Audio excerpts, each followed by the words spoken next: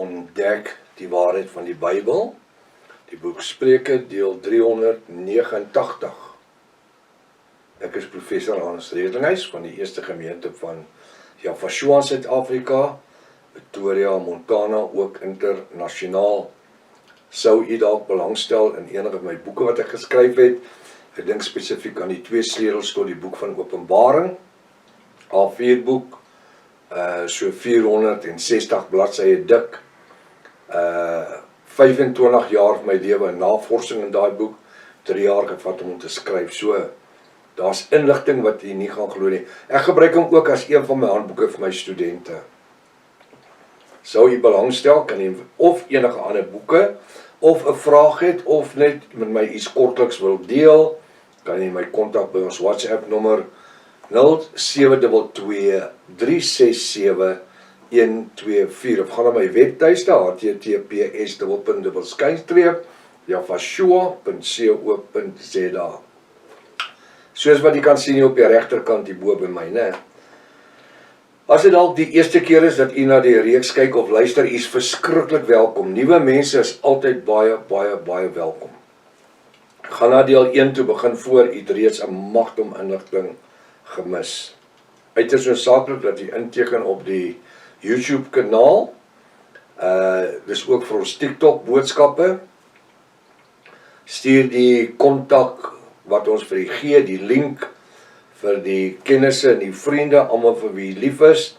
Hierdie hele reeks is lewensveranderend. Maak seker dat jy 'n skryfblok, 'n pen, skryfblok, 'n pen en 'n 33 Bybel ten minste byderhand het. Kom ons bid saam. U woord sê, Vader Jaffa, hoe wonderlik is dit wanneer broers saamleef, wanneer Jafiste, boeties en sissies saamkom. Ek is so dankbaar vanmôre dat ons weet in die Ou Testament was daar 'n verskil gewees of dit 'n man of 'n vrou is, maar vandag is dit nie 'n verskil nie. Galate 3:26-29 sê, ons wie in Javashua geonderdompel is, ons met Javashua beklee.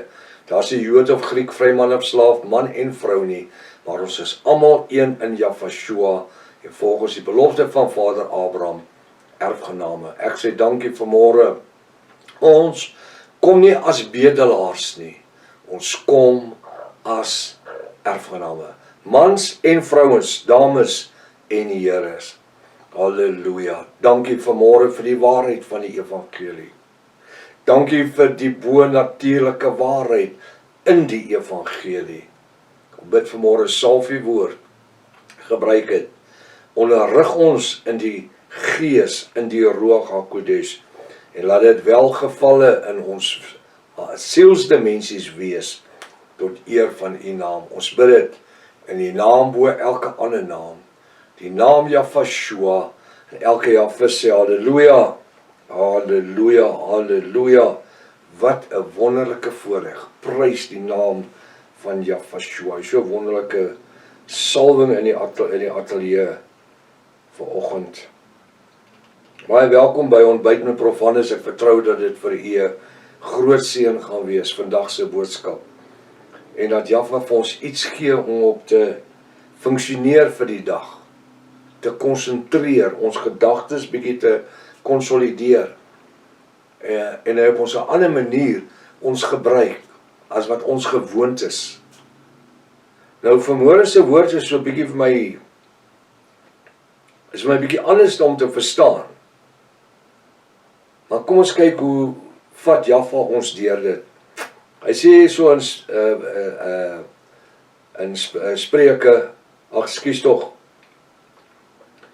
in Spreuke 21 vers 12, Proverbs, want ek het nou nie Spreuke nie, Proverbs, Spreuke 21:12. Hy sê, die regverdige.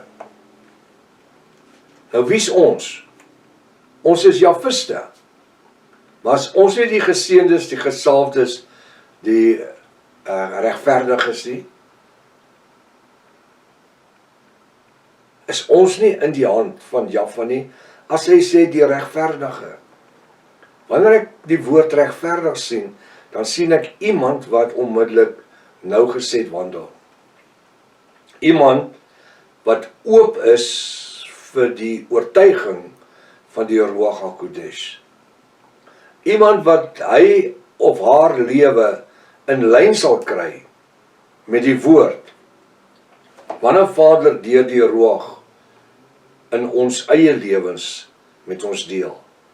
Jy weet, dis een ding om in 'n groep in te praat. Maar vir my is dit totaal iets anderster wanneer dit individueel is, persoonlik is. En dis wat hierdie studies is elke oggend.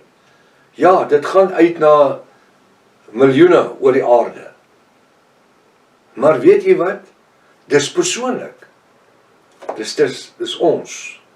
Dis elkeen van ons. Op die ander kant van die kamera mag daar 'n man en vrou sit. Daar mag 2 mans en 2 vrouens sit. En kinders. Maar die woord is individueel vir elkeen. Hoekom? Want die Ruach HaKodesh, die Heilige Gees, werk met my alleen. Hy werk met my vrou alleen. Hy werk met my volwasse kinders alleen. En dis hoekom ons verhouding individueel moet van so 'n aard wees dat Vader Jaffa daardeur verheerlik word. Nou die skrif sê hierso, nou u wat die Bybels oop het, u het al klaar gelees glo ek, en nou is julle ook so 'n bietjie, ek gaan nou die Engelse woord gebruik, gerettel. Want dit maak nie lekker sin nie. Maar koning Salomo wil vir ons iets sê. Die regverdige let op die huis van die goddelose. Nou gewoonlik sien ons in die Spreukeboek dat koning Salomo sê dat die goddelose let op die huis van die regverdige. Hoekom? Wel, die goddelose het iets wat hy kan gaan steel. Nou dis nie gesê dat elke goddelose is 'n dief nie. Die goddelose kyk met afguns, meeste van die tyd, na die regverdige. Hy kyk na die goed wat jy het. Hy kyk na die goed wat jy besit. En daar's 'n afguns. Maar hier's die skoen aan die ander voet vanmôre. Hy sê die regverdige let op die huis van die goddelose. Nou, wanneer ek en u as regverdige na die goddelose se huis kyk, dan is dit nie uit afguns nie. Want gewoonlik is daar niks wat ek en u wil hê nie, maar daar's een ding. En dit is wat Jaffa wil hê. Dis hoe hy gesê het, gaan verkondig die evangelie aan die ganse mensdom. En dis hoekom die wederkoms nog nie plaasgevind het nie. Dis hoekom die finale vredesverbond nog nie gesluit is nie. Want Vader Jaffa wil hê dat die wêreld moet tot bekering kom. Jafashua moet aangeneem word as hulle persoonlike verlosser en saligmaker. So, wat wil die regverdige hê? Die regverdige let op die huis van die goddelose met een doel voor oë. En dit is om daai persoon by Jafashua uit te kry. Ons missie en ons visie in hierdie bediening is om soveel siele gered te kry voor die wederkoms van Jafashua as moontlik. En dit sit ons in 'n beter posisie en meer sterretjies in ons kroon as ek soos in 'n sondagskool opset kan verduidelik nie.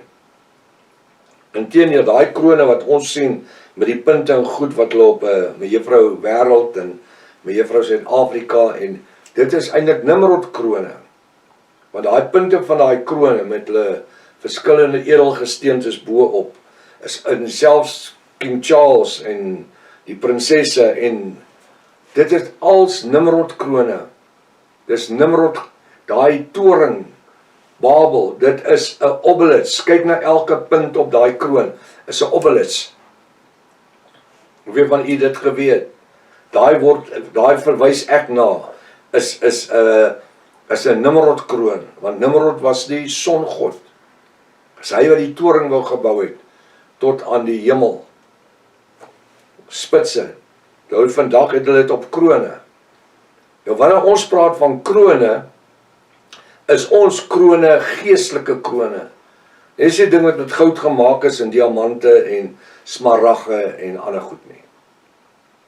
Ons praat van 'n geestelike kroon. So wanneer ons sê dat ons die regverdige let op die huis van die goddelose, is dit nie om meer, kom ons sê, mooi goed in ons kroon te kry nie. Nee. Dis omdat ons 'n passie vir 'n sondaar het. En as u nie 'n passie al ontwikkel het vir 'n sondaar nie, dan wil ek vir u sê, dit het tyd geword, dat u om u rond kyk, daar's mense wat verlore gaan, want ek en u nie die evangelie uitvat na hulle toe nie. Prof, maar julle is dag en nag besig, opnames, weet ons doen 17 opnames op die oomblik in 'n week. Wat, prof, is dit nie genoeg nie? Ja, maar daar's geleentheid, wanneer ek in Checkers staan, of Pick n Pay staan, gebruik nou maar net die sofa, waar ek petrol ingooi, of enige plek, om met iemand anders dit net kortliks 'n woord te deel. En weet jy wat, die woord sê, daar's blydskap in die hemel, as een siel hom tot Jahweh bekeer. Nou, hierdie is nou so 'n ander skrif, hy sê die regverdige let op die huis van die goddelose, waarvoor met die doel om die goddelose gered te kry, om by Jahweh uit te bring. Nou sê hy stort, hy, en sy, wie Jahwiste is, stort die goddelose in die ongeluk. So wat doen ons? Ek gaan 'n Engelse woord hier moet gebruik. Ons bring die bad luck oor die goddelose. Nee, ou broer, nee in jou lewe nie. Ons het nie bad luck in ons lewe nie. So hoe kan ek bad luck op 'n ander ou se lewe? Ek gebruik nou Engelse terme. Hoe kan ek bad luck in iemand anders se lewe veroorsaak? Wanneer ek Jahweh vir hom aanbied. Hy maak sy eie luck, man. 99% van die ouens maak hulle eie luck. As ek dit nou so gebruik. Die Jahwiste natuurlik, ons funksioneer nie op geluk nie. En dis hoekom ons nie dobbel nie, soos in glad nie. Want Jahweh is ons behoud. Jahweh is ons voorsiening. Jahweh is ons bron van lewe. Die Ruach HaKodesh voed ons met die woord van die lewe. Halleluja. Hy, hierdie regverdige, stort die goddelose in die ongeluk. Nee, die goddelose het sy eie ongeluk. Hy lewe in sy eie ongeluk. Dis hoe hy goddeloos lewe, want hy bring die slegte goed oor homself. Hy stort die goddelose in die ongeluk. In terme van, dit lyk vir daai persoon, daai goddelose, asof dit ongeluk is, wat oor hom kom. Wanneer dit inteendeel is, ewige lewe. Ons het nog nooit, as hierdie lyntjie moet waar wees, dan wil ek vir u sê, dan kan ons vanaand ophou, of vanmôre ophou, om Jahweh te dien. Dat elke Jahwis ongeluk oor die ongoddelike mense bring, dat is ons die oorsaak dat hulle ongoddelik is, dit kan nie so wees nie.